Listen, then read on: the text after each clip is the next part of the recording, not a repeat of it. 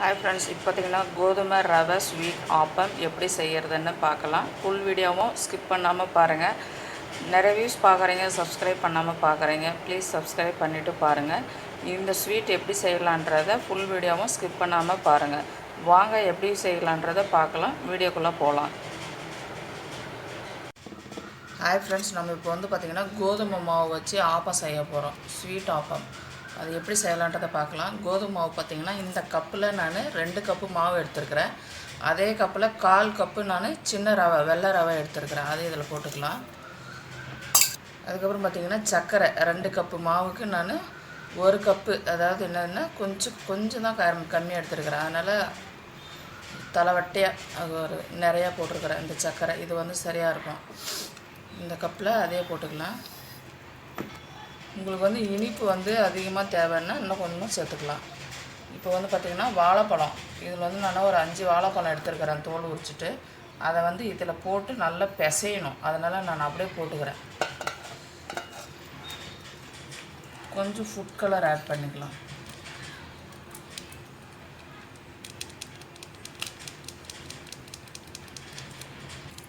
இப்போ பார்த்திங்கன்னா ஃபஸ்ட்டு பழத்தை நல்லா பிசைஞ்சு எடுத்துக்கலாம். இது கட் பண்ணாக்க இந்த மாதிரி பிசைய வராது. நல்லா நைஸாக பிசையணும்.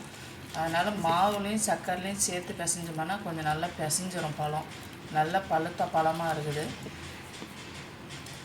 பார்த்திங்கன்னா பழம் நல்லா சேர்த்து பிசைஞ்சிக்கலாம். அப்போ சீக்கிரமாக நல்லா பிசைஞ்சிரும்.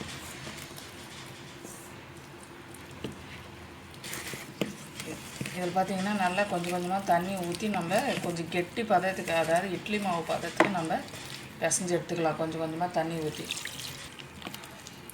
ஏன்னா ஒரே அடியாக தண்ணி ஊற்றிட்டோம்னா ரொம்ப தண்ணியாக கொலன்னு போயிடும். கொஞ்சம் மீடியமாக வேணும்.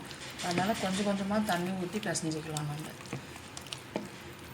இதை பார்த்திங்கன்னா மைதா மாவுலேயும் செய்வாங்க. நான் கோதுமை மாவு தான் எடுத்துருக்குறேன். அன்றைக்கி கோதுமை வச்சு செஞ்சோம்னாலே நல்லாயிருக்கும்.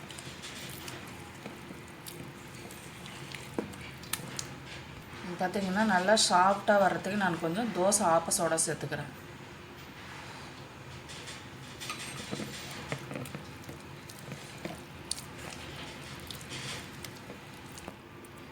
பாருங்கள் ஃப்ரெண்ட்ஸ், நல்லா பார்த்திங்கன்னா நல்லா இட்லி மாவு பதத்துக்கு நான் பிசைஞ்சு எடுத்துட்டேன். அதை விட 1 இன்ச்சு கொஞ்சம் கெட்டியாகவே இருக்குது. ஏன்னா அப்படி இருந்தால் தான் நல்லாயிருக்கும். இந்த பதத்துக்கு நல்லா பிசைஞ்சு எடுத்துக்கின்னு நல்லா இந்த ரவை, சர்க்கரை, மாவு எல்லாமே பார்த்திங்கன்னா ஒரு 15 நிமிஷம் நல்லா ஊறட்டும். நல்லா ஊறினதுக்கப்புறம் நம்ம செஞ்சோம்னா நல்லாயிருக்கும். இந்த கேப்பில் நம்ம எண்ணெய் காய வச்சுக்கலாம். எண்ணெய் காய வச்சுட்டு அதில் போட்டு எடுத்துக்கலாம். ஏன்னா நம்ம டீப் ஃப்ரை பண்ண போகிறோம். இந்த ஆப்பம் பார்த்திங்கன்னா யாரெல்லாம் சாப்பிட்ருக்கீங்கன்றதை மறக்காமல் லைக் பண்ணிக்காங்க.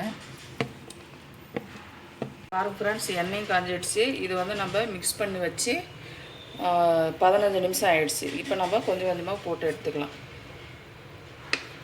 பாருங்கள், நான் ஸ்பூனில் தான் போடுறேன். மாதிரி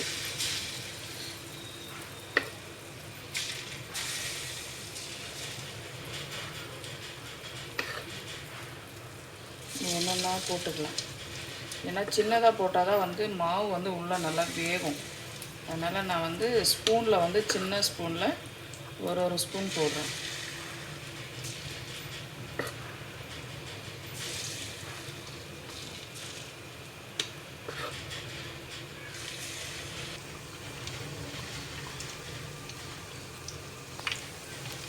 அப்படியே வெந்து மேலே வந்துச்சு பாருங்கள். இதை நம்ம திருப்பி விட்டுக்கலாம். ஒன் சைடாக திருப்பி விட்டுக்கலாம். பாருங்கள் ஃப்ரெண்ட்ஸ், ஒரு இது போட்டு நான் எடுத்துட்டேன். நல்லா வெந்து வந்துடுச்சு. இது பார்த்திங்கன்னா அடுத்த போட்டிருக்கிறேன் நான். இது ஃபுல்லாக அதே மாதிரி நான் போட்டு எடுத்துக்கலாம். இப்போ பாருங்கள் ஃப்ரெண்ட்ஸ், நான் எல்லாமே பொரித்து எடுத்துட்டேன். எல்லாமே பார்த்திங்கன்னா நல்லா அழகாக வந்திருக்குது.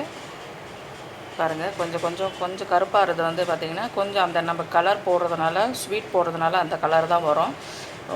ஓகே, இதுதான் பார்த்திங்கன்னா கோதுமை மாவில் ரவை ஸ்வீட் ஆப்பம் ரெடி ஆகிடுச்சு. நீங்களும் இதே மாதிரி செஞ்சு பாருங்கள். மறக்காமல் சப்ஸ்கிரைப் பண்ணுங்கள், லைக் பண்ணுங்கள், ஷேர் பண்ணுங்கள், கமெண்ட் பண்ணுங்கள்.